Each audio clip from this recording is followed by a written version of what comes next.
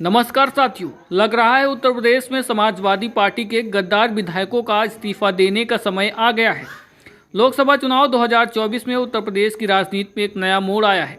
Bharatiya Janata party, RLD और Samajwadi party के विधायकों को मिलाकर लगभग 10 विधानसभा सीटों पर उपचुनाव होना है, जिनमें से करहाल, मिल्कीपुर, सीसामऊ, कुंदरकी, गाजियाबाद, फूलपुर, मंझवा, कटेरी और खैर और मीरापुर विधानसभा सीटों पर विधायक जो थे, जिनमें से 9 ऐसे विधायक थे जिनके सांसद बन जाने के बाद ये सीट खाली हुई है। तो वहीं एक विधायक समाजवादी पार्टी के सीसामऊ से इरफान सोलंकी, जिन्हें कारावास की सजा सुना देने के बाद वो सीट खाली हुई है। तो ऐसे में इन 10 विधानसभा सीटों पर उपचुनाव होना है। तो वहीं दोस्तों, बड़ी बात खबर निकल कर ये आ रही है, जो राज्यसभा चुनाव के दौरान समाजवादी पार्टी में कुछ विधायकों ने बगावत कर दी थी, अब वो भी इस्तीफा देने वाले। हालांकि अभी कोई स्थिति साफ नहीं है।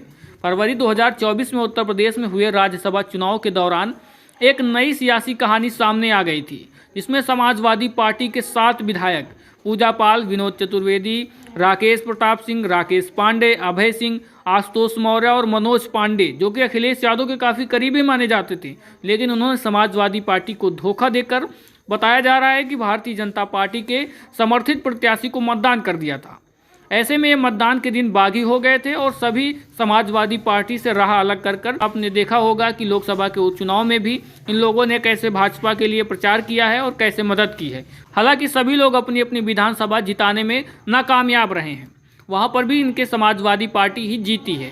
दोस्तों, अब बात निकल कर आ रही है कि ये लोग जो बागी हुए थे समाजवादी पार्टी से, ये इस्तीफा दे सकते हैं। खबर वहां से निकल कर आ रही है क्योंकि राकेश प्रताप सिंह ने और अभय सिंह ने दिल्ली में भारतीय जनता पार्टी के मुख्यालय पर सुनील बंसल से मुलाकात की।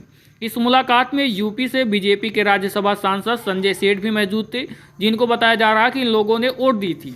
ऐसे में इस मुलाकात से राजनीतिक निहितार्थ यह है कि सपा के बागी विधायक भविष्य में इस्तीफे दे सकते हैं, जिससे यूपी में 10 की बजाय लगभग 17 सीटों पर उपचुनाव की स्थिति बन सकती है। वहीं सूत्रों की माने तो वर्तमान में इस्तीफे की कोई स्पष्ट स्थिति नहीं है। ये नहीं पता लग रहा है कि इस्तीफा देंगे या नहीं देंगे, क्योंकि भाजपा के अंदर भी काफी ज्यादा दबाव बना हुआ है। क्योंकि ये जो 10 सीटें हैं जिनमें उपचुनाव होना है, इसमें ही भाजपा को लोहे के चने चबाने जैसा काम पड़ रहा है। तो वैसे में अगर 7 और विधायकों के इस्तीफे हो जाएंगे तो भाजपा के लिए बड़ी मुश्किल खड़ी हो जाएगी, क्योंकि जैसे लोकसभा चुनाव में ये जितने भी विधायक थे अपनी अपनी विधानसभा हार गए हैं, जिता नहीं पाए हैं। ऐसे में जाहिर तौर पर ये लोग पुनः फिर से अगर हार जाएंगे तो बहुत स्थिति भाजपा की खराब हो जाएगी और पूरी किरकिरी हो जाएगी। तो ऐसे में हो सकता है कि ये लोग अभी इस्तीफा न दें। और अभी तक ये भी स्पष्ट नहीं है कि जो अभी विधायक सिटिंग में हैं, दोबारा से इन्हीं को भाजपा टिकट दे दे। बहुत सारे लोग हैं कि जो दल बदल करके गए हैं, हालांकि उनका टिकट भी कर सकता है, किसी का कंफर्म नहीं है। ऐसे में अभी सपा के बागियों की इस्तीफा देने की स्थिति नहीं बन रही है।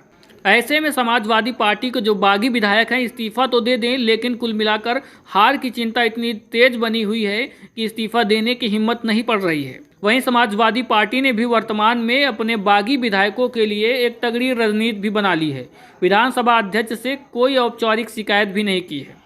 अखिलेश यादव की समाजवादी पार्टी की तरफ से कोई भी अभी तक शिकायत नहीं की गई है, जिससे इन विधायकों की कुर्सी को खतरा नहीं है।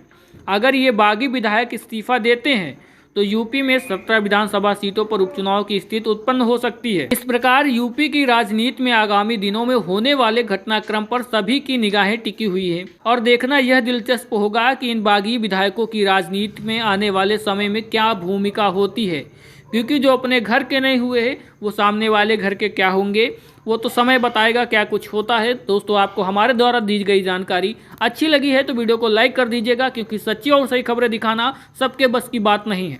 तो हमारे हौसला अफजाई के लिए वीडियो को लाइक शेयर करिएगा और चैनल को भी सब्सक्राइब अभी तक नहीं किया तो कर लीजिए।